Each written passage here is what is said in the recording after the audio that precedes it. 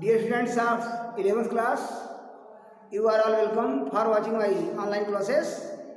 Dear students, today I am going to start the next paragraph of your chapter The Portrait of a Lady written by Khushwant Singh. प्रिय छात्रों, जैसा कि मैंने कल आप लोगों को एक महिला की तस्वीर जो कि खुशवंत सिंह के द्वारा लिखी गई है, यह कहानी, यह निबंध, इसके बारे में बताया था कि what was the behaviour of that old lady with her grandson. Means the writer is himself the narrator of this story. इसमें इसका लेखक स्वयं इस कहानी को कहता है और ये वो बताता है कि what was his childhood and how did his grandmother behave him and what was her thought with him and what did she think of her domestic life and her duty. तो लेखक बताना चाहता है कि उसकी दादी माँ का व्यवहार क्या था. दादी माँ का व्यवहार उसके बचपन से लेकर के उसके बड़े होने तक कैसा था, वो कैसी महिला थी, वो उनकी सोच क्या थी और उनका व्यवहार लेखक के प्रति कैसा था और लेखक के भाव अर्थात लेखक खुशवंत सिंह के भाव अपनी दादी के साथ कैसे थे. तो आई taught you a few lines of this chapter yesterday. Today I will start the next line. Pay attention to what I teach you all. Let us start the chapter. He did not look the sort of person. वह ऐसे नहीं लगते थे कि who would have a wife or children. कि जिनके पास, वो ऐसे नहीं दिखते थे कि जिनके पत्नी तथा बच्चे हों. He looked as if he could only have lots and lots of grandchildren. वो तो ऐसे लगते थे कि जिनके केवल बहुत से, lots means lots and lots of, बहुत से पोते और पोतियाँ थे. ग्रैंडचिल्ड्रन मीन्स पोते और पोतियाँ. माय डियर स्टूडेंट्स, चिल्ड्रन में दोनों आ जाते हैं. पोते और पोतियों के लिए ग्रैंड चिल्ड्रन का प्रयोग किया गया है. As for my grandmother being young and pretty, कह रहे हैं कि जहाँ तक मेरी दादी के जवान तथा सुंदर होने की बात है तो the thought was almost revolting. The thought was almost revolting. Revolting means होता है विद्रोही. विद्रोही स्टूडेंट्स, रिवोल्टिंग का तात्पर्य होता है विद्रोही अर्थात घृणात्मक. तो वह कह रहे हैं कि as for my grandmother being young and pretty, जहाँ तक मेरी दादी के जवान तथा सुंदर होने की बात है, the thought was almost revolting. तो वह अर्थात उनका विचार बिल्कुल घृणात्मक था, अर्थात विद्रोही स्वभाव की थी. She often told of us, वो हमें प्रायः बताया करती थी द गेम्स, खेलों के बारे में. She used to play as a child, जब वो एक बच्चे के रूप में थी तो जो खेल खेलती थी अर्थात what did she play in her childhood, बचपन में वो जो खेलती थी, क्या खेलती थी. She often told us of the games, वो हमें खेलों के बारे में बताया करती थी जब वो बचपन में थी. That seemed quite absurd and undignified.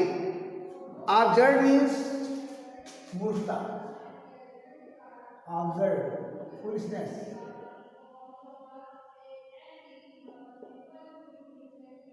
Undignified means होता है अपमानजनक. अपमानजनक बता रहे हैं that seemed quite absurd and undignified। वो हमें प्रायः अपने बचपन के खेल के बारे में बताया करती थी जो कि बिल्कुल उनके लिए ऐसा करना absurd, मूर्खता एंड अनडिग्निफाइड और अपमानजनक प्रतीत होता था ऑन हर पार्ट, उनके लिए। ऑन हर पार्ट मीन्स उनके लिए। एंड बी ट्रीटेड, और हम मानते थे उस बात को, like the fables of the profits, जैसा कि हमें प्रॉफिट्स, प्रॉफिट मीन्स धर्म गुरु, धर्म गुरु, ये बहुवचन में हो जाएगा, बहुवचन रूप में है। धर्म गुरु में धर्म गुरु, ये बता रहे हैं that seemed quite absurd and undignified। The writer Khushwant Singh tells us about the game of his grandmother when she was a child. He also says that seemed quite absurd, that seemed quite out of respect, out of knowledge।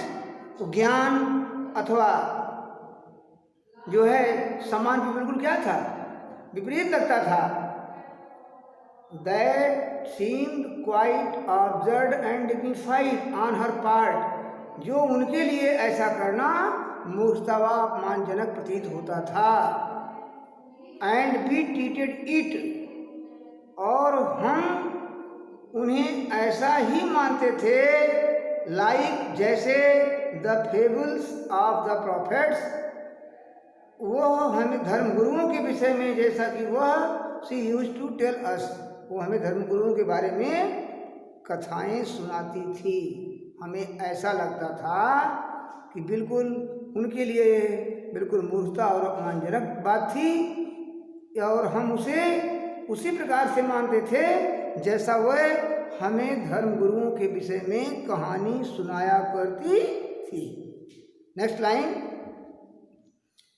She had always been short and fat and slightly bent. Bent means झुकी हुई, bent means झुकी हुई। बताया जा रहा है, the writer Khushwant Singh tells about his grandmother, about her physique. She had always been short, वह हमेशा से, सदैव से ही छोटी, एंड फैट और मोटी, एंड स्लाइटली बेंट और थोड़ी सी, स्लाइटली मीन्स थोड़ी सी, स्लाइटली, स्लाइटली मीन्स थोड़ी सी, थोड़ी सी झुकी हुई थी। Her face was a crisscross of wrinkles, और उनके चेहरे पर crisscross of wrinkles means होता है, प्रिय छात्रों, झुर्रियाँ, टेढ़ी मेढ़ी झुर्रियाँ, उनके चेहरे पर झुर्रियाँ पड़ी हुई थी। Running from everywhere to everywhere, मतलब जो एक दूसरे को काटती हुई कहीं से कहीं जाती थी। No, beware certain she had always been as we had known her, हम विश्वास करते थे कि हमने उन्हें जब से देखा है वह सदैव ऐसी ही थी। इट मीन्स beware certain, हम निश्चित रूप से कह सकते हैं कि she had always been, वो हमेशा वैसे ही रही, as we had known her, हमने उन्हें जब से देखा। old, so terribly old that she could not have grown older, वो कह रहे हैं इतनी बूढ़ी थी, वो बूढ़ी थी कि वो इतनी बूढ़ी थी कि और भी ज़्यादा वो बूढ़ी नहीं हो सकती थी। And had stayed at the same age for 20 years. बता रहा है राइटर कि वो 20 वर्षों तक, 20 वर्ष से उसी उम्र पर रुक गई थी। Means the writer tells all of us that her physique, her structure of body was the same till 20 years. There was no change. कि उनके शारीरिक बनावट में, जैसा कि हम देखते थे बचपन से लेकर 20 वर्षों तक, कि her condition was the same as before और 20 ईयर्स एगो। 20 वर्षों से हम देखते चले आ रहे थे कि जो मेरी दादी का फिजिक, शारीरिक गठन था, छोटी थी, मोटी थी, झुकी हुई थी, चेहरे पर झुर्रियाँ थी, और वो झुर्रियाँ चेहरे पर एक स्थान से दूसरे स्थान तक कटी हुई दिख रही थी। तो her physique, her body construction was the same, there was no difference. जैसा कि हम लेखक बता रहा है 20 वर्षों से उनके शारीरिक गठन में कोई बदलाव नहीं था, वो उसी प्रकार से दिखती थी जैसा कि हम उन्हें 20 वर्षों से देखते आ रहे थे। Next line, she could never have been pretty. बता रहा है कि वो कभी सुंदर नहीं हो सकी होंगी। She could not know, she could never have been pretty. It means the writer says that वो कभी सुंदर नहीं हो सकी होंगी, but she was always beautiful. फिर भी वो क्या थी? सुंदर थी। Means there was no difference on her part, कि उनमें कोई भी अंतर नहीं दिख रहा था। सुंदर न दिखने पर भी वो, मैं मानता हूँ कि वो सुंदर थी। आगे है, she hobbled about the house in spotless white with one hand resting on her waist to balance her stoop and the other telling the beads of her rosary।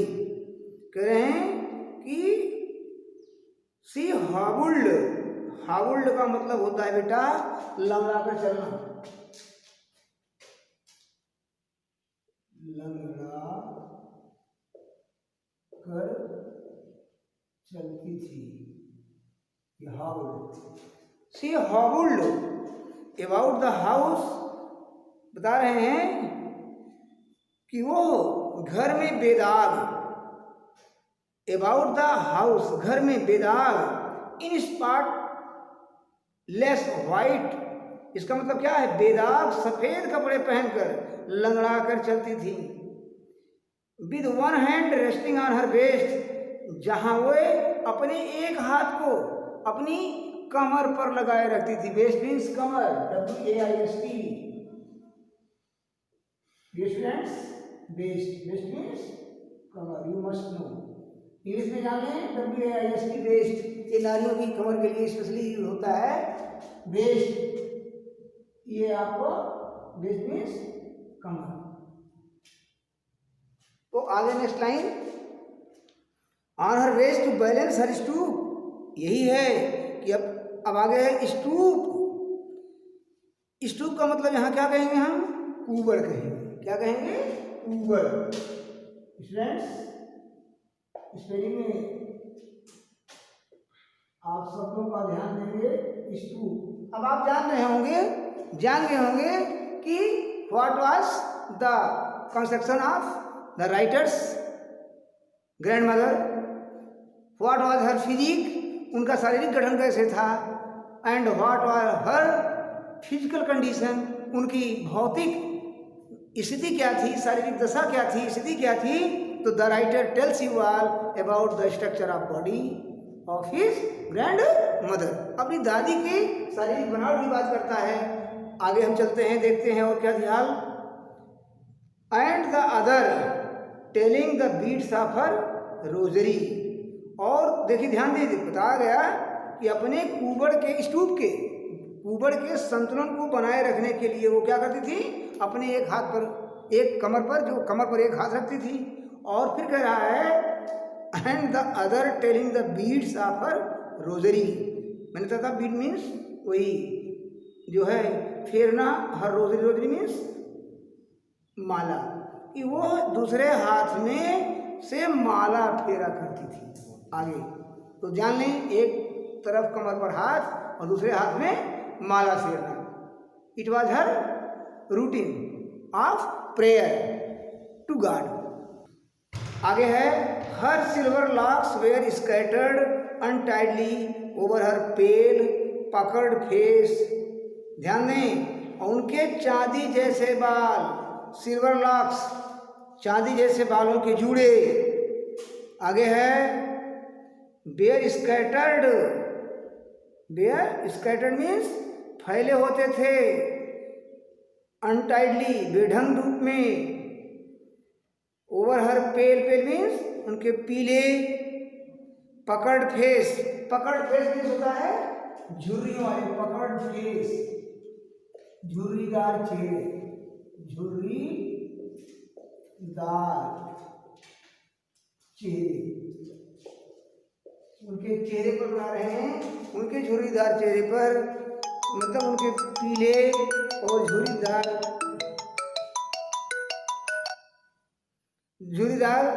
जो है चेहरे पर बेढंग तरीके से उनके बाल फैले होते थे। And her lips constantly moved in Audible prayer, और उनके ओंठ निरंतर चुपचाप प्रार्थना करने में हिलते रहते थे। Yes, she was beautiful. हाँ, वह सुंदर थी। Thanks, I will meet you tomorrow.